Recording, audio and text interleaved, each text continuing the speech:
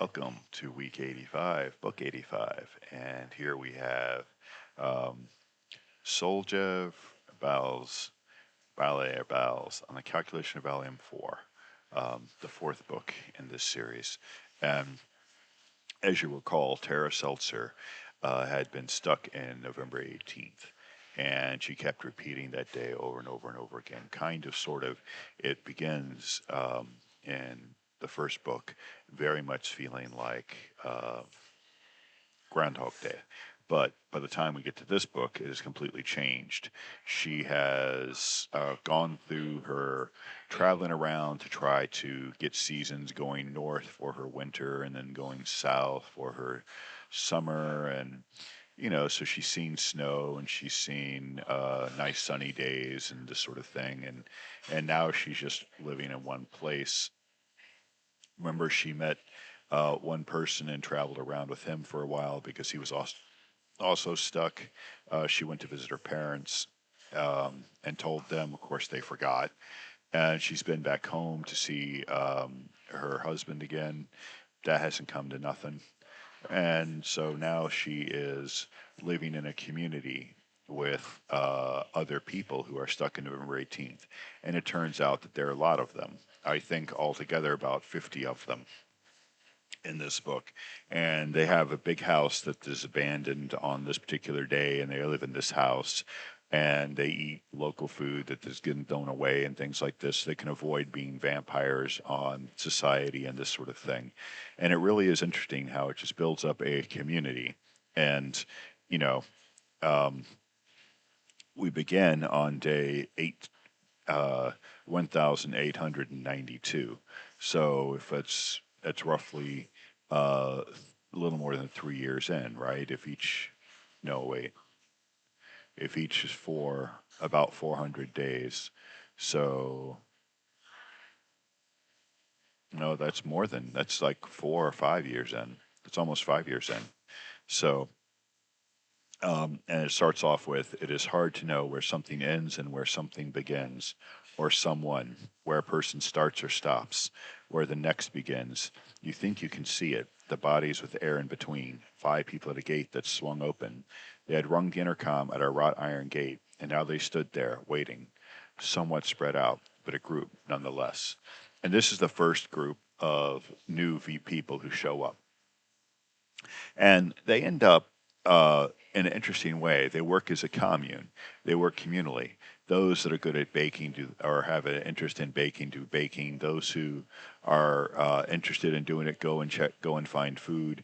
Each person sort of has their different role that they serve in this community, sort of almost in an unspoken way. And they every so often they have these meetings where they have the cup that has a sestertius in it, the Roman coin, and in that coin everybody puts in suggestions of things to bring up, topics to talk about, and so they talk about these topics. One person remember wanted to. For everybody to get together and do good things on this day so that nobody dies on this day, and maybe that'll fix things. Someone else points out that's kind of pointless because it's going to reset the next day, etc.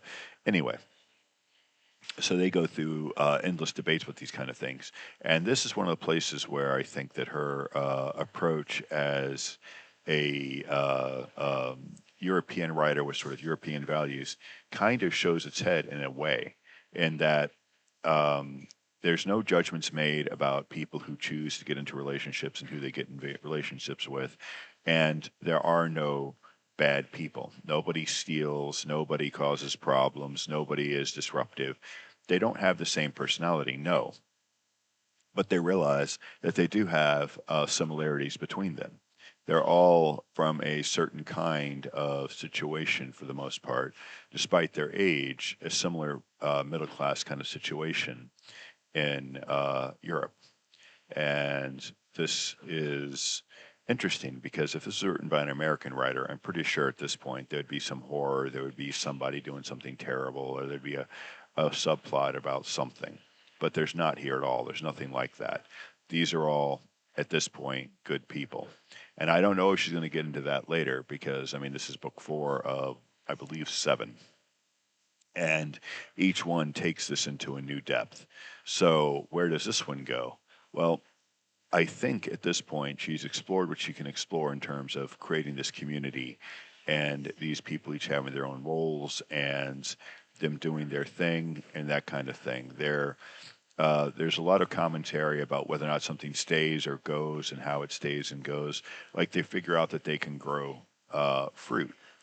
The fruit trees will stay if they, for basically hang around them and get them to stay. But one woman gets pregnant, and she gets pregnant twice, and both times she loses the child. It's not an abortion, really. She just wakes up one day and the child isn't there. And and so that's devastating for her the second time. The first time, it seems like it was a fluke and they didn't really expect it.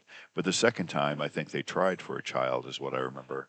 And so when the child sort of just disappeared one day after, you know, um, several months of pregnancy, you know, uh, they were very disappointed, and that caused some friction in that relationship between those two people. But in any case, how this particular episode, this particular season, I suppose, of this text ends is Tara gets a phone call from her husband. Um, and that's unusual because he's not stuck in the 18th. So he's had a routine where he does not go into her the spare room. And so remember, she lived in the spare room for a while because he never goes in the spare room in that day. And so he had his routine, and she's not even there, and he's gone into the spare room. And so this ends with her heading back towards where she and her husband lived in order to find out, why did he go into the spare room? What does it mean that he changed his routine? What does it mean that someone like this can change their routine? Since it's been her experience that people who are not stuck in the 18th do the exact same thing every day without realizing it. So, anyway, interesting, interesting, continues the story. If it were longer, it would get tedious, but because it's short like it is, and focuses on different aspects of things, you can feel the tension ramping up. And so I think it's getting better and better. I think this is the best one so far. So I'm looking forward to the rest of them whenever they do come out in English. I think 5 is available, but I haven't seen it in the store yet. And that's it.